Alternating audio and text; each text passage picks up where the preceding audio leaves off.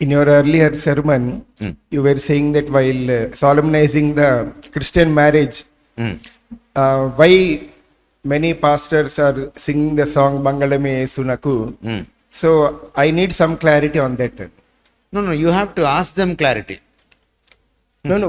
Since you have given the No. sermon, I need more focus on that. Yeah, నేను ఒక విషయం అడుగుతాను. మంగళసూత్రం మన సంఘాల్లో కడుతూ మంగళమే వేసిన ఒక పాట పాడడం ముందు చేశారా, నేను ముందు చెప్పానా? వాళ్ళు చేసిన తర్వాత నేను చెప్పానా, లేదా నేను చెప్పిన తర్వాత వాళ్ళు చేశారా? కాబట్టి మీరు మొదట క్లారిఫికేషన్ ఎవరిని అడగాలి? ఎందుకు ఇలా చేస్తున్నారని వారిని అడగాలి. వారు ఎందుకు ఇలా చేస్తున్నారని నేను ఎందుకు చెప్పానని మీరు అడగకూడదు. అర్థమవుతుంది కదండి నేను చెప్తున్నది మీకు? ఎందుకంటే మీరు క్రైస్తవ వివాహం అంటున్నారా దాన్ని? క్రైస్తవ వివాహంలో విగ్రహార్పితమైనటువంటి ఆచారాలు ఉండకూడదు. ఎందుకంటే మంగళసూత్రము విగ్రహార్పితమైంది. మంగళసూత్రం ఎప్పుడు పుట్టింది? ఎక్కడి నుంచి పుట్టింది? ఎందుకు దాన్ని అంత ప్రశస్తంగా చూస్తారు? ఎందుకంటే అది దేవుళ్ళ అంశ అందులో ఉంది కనుక.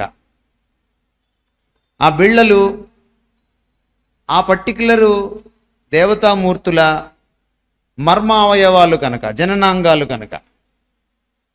ఇవన్నీ మీరు తెలుసుకోకుండా భారతదేశం సంప్రదాయం అని కట్టేస్తే, భారతదేశ సంప్రదాయం చాలా చేస్తూనే ఉన్నాం మనం. నేను అడిగింది మంగళం వేసినకు ఎందుకు పాడొద్దు అని. అదే బ్రదర్, అదే అంటున్నాను. మంగళసూత్రాన్ని బట్టే కదా. ఇప్పుడు నేను ఒక మాట అడుగుతాను. దేవుడు ప్రకాశిస్తాడు, సూర్యుడు ప్రకాశిస్తాడు, నా పేరు ప్రకాశం, మూడు ఒకటేనా? అంటే ప్రకాశం ఉండంగానే అందరూ ప్రకాశులు అయిపోతారా?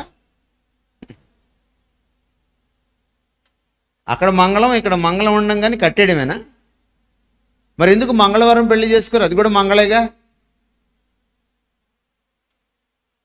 మనం తెలుసుకోవాలి. మనం క్రైస్తవులం కదా. మనల్ని దేవుడు జ్ఞానంతో వెలిగించాడు. బయట వాళ్ళు ఈరోజు మనల్ని గొర్రెలు అంటున్నారు. ఎందుకంటున్నారు? ఇక్కడ పిచ్చి పనులు చేయడం బట్టే కదా. మంగళమే యేసునకు పాట ఒకసారి తీసి చదవండి. ఎక్కడైనా పెళ్లి గురించి ఉందా?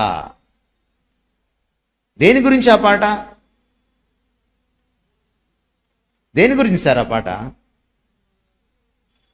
యేసుక్రీస్తు వారి గురించి, వారి నరావతారం గురించి.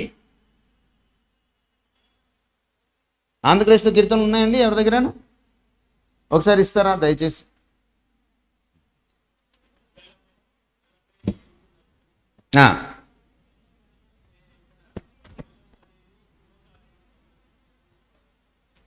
శుభకార్యానికా యేసు ప్రభుకు సంబంధించిన పదమా? మరి దానికి మంగళసూత్రానికి ఎందుకు? మంగళసూత్రం కింద పెళ్లి మొదట్లో పాడండి. ప్రారంభించాడు సార్, పెళ్లితో ప్రారంభించాడు, పెళ్లితో ముగించిన అన్నాడు. సృష్టి పెళ్లితో ప్రారంభించలేదు. ఆదికాండం 1వ అధ్యాయం 1వ వచనం పెళ్లి కాదు. ఒక్క మాట చెప్తున్నారు అలాగా. నేను చెప్తాను ఒక్క మాట, నా అభిప్రాయం చెప్తాను. If you will agree or not. No brother, this is not a debate. ఒక్క మాట debate. Because you ask me, let me tell you. నేను అడుగుతున్నది ఏంటంటే, ఈ మంగళమే యేసునకు పాటలో పెళ్లి గురించి ఉన్నదా? Yes or no? ఉన్నది. లేదు. పెళ్లి గురించిన పాట కాదు ఇది. అబద్ధం అది. ఇది యేసుక్రీస్తు వారిని స్తుతించే స్తుతి కీర్తన. ఇది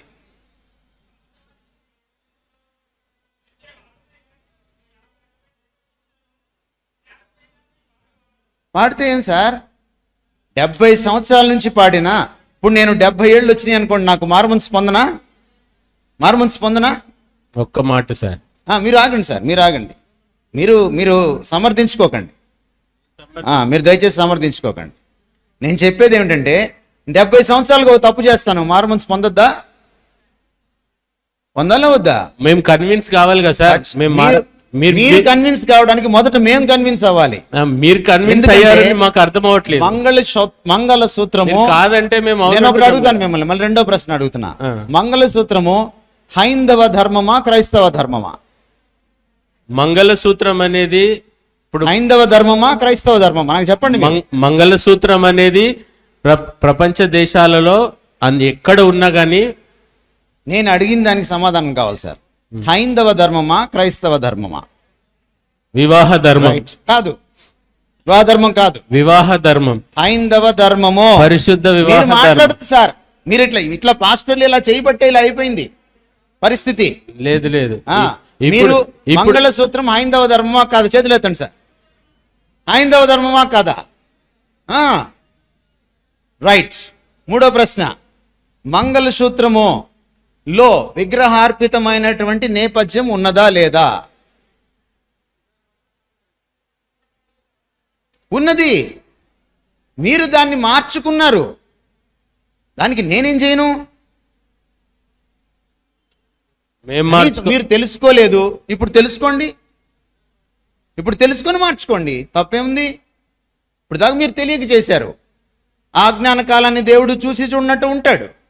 ఇప్పుడు మీకు తెలిసింది లెక్క అడుగుతాడు ఖచ్చితంగా. ఇప్పుడు మీరు వాదించకూడదు. ఇక నేను రీసెర్చ్ చేసి మీకు చెప్తున్నాను. మీరు వెళ్ళి కావాలంటే శాస్త్రాలు చదువుకోండి.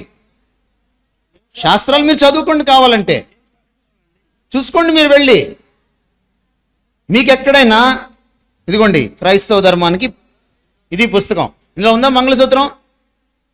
క్రైస్తవ ధర్మాన్ని ఉందా? ప్రభుత్వమే అంగీకరిస్తలేదు సార్. నేను సో ప్రభుత్వం అంగీకరించదు, మీరు వెళ్ళిపోతారా? మీరు ప్రభుత్వానికి ఒకసారి డిక్లరేషన్ డిగ్రీ ఇవ్వగలుగుతారా? మీరు రిజైన్ చేస్తారా పాస్టర్ గా? ప్రభుత్వం అంగీకరించకపోతే మీరు రిజైన్ చేస్తారా పాస్టర్ గా? ప్రభుత్వానికి లోబడి ఉండమన్నది బైబిల్. ప్రభుత్వానికి ఎప్పుడు లోబడమంది? ప్రభుత్వం సువార్త ప్రకటించొద్దు అని చెప్తుంది. లోబడతారా? ప్రభుత్వానికి ఎంతవరకు లోబడతాం? దేవుడికి లోబడే విషయంలో క్లాష్ రానంత వరకు లోబడతాం. ప్రభుత్వం ఒక ప్రతిమను పెట్టి మొక్కమంటుంది. ఎందుకు షడ్రక్ మెషక్ అబేద్నెగోలు ప్రభుత్వాజ్ఞకి లోబడలేదు? ప్రభుత్వాజ్ఞ కాదా? ప్రార్థన చేయకూడదు అనే ఒక తాకీదు తీసుకొచ్చారు దానియేలుకి. ప్రభుత్వాజ్ఞ కాదా? ఎందుకు లోబడలేదు? ప్రభుత్వానికి లోబడాలి. రోమాపత్రిక 13వ అధ్యాయం మొదటి నుంచి చదవండి, 6వ వచనం దాకా. అధికారములని దేవుని వలన కలిగినవి. నేను ప్రభుత్వ అధికారానికి ఎప్పుడు లోబడతాను? దేవుని అధికారానికి ధిక్కరించనంత వరకు లోబడతాను. దేవుని అధికారాన్ని ధిక్కరించే పరిస్థితి వచ్చినప్పుడు నేను ఎవరికి లోబడను. మా అమ్మ నన్ను కులం ఇచ్చి పెళ్లి చేస్తాననింది అనుకోండి, మా అమ్మకి నేను ఎదురు తిరగాలి.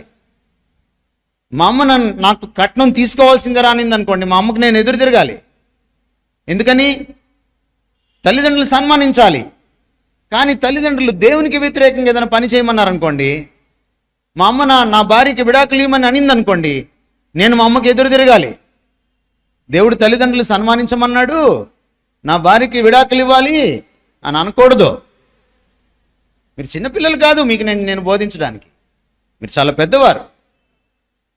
నేను స్టూడెంట్స్కి బోధించట్లేదు, పెద్దవారు మీరు వాదించకూడదు. ఇవన్నీ చాలా లోతైన విషయాలు. కనుక చదవండి, చదువుకొని రండి. చదువుకొని మీరు వస్తే తప్పకుండా డిబేట్కి కూర్చుంటాను వచ్చి మీ సూర్యాపేటలోనే.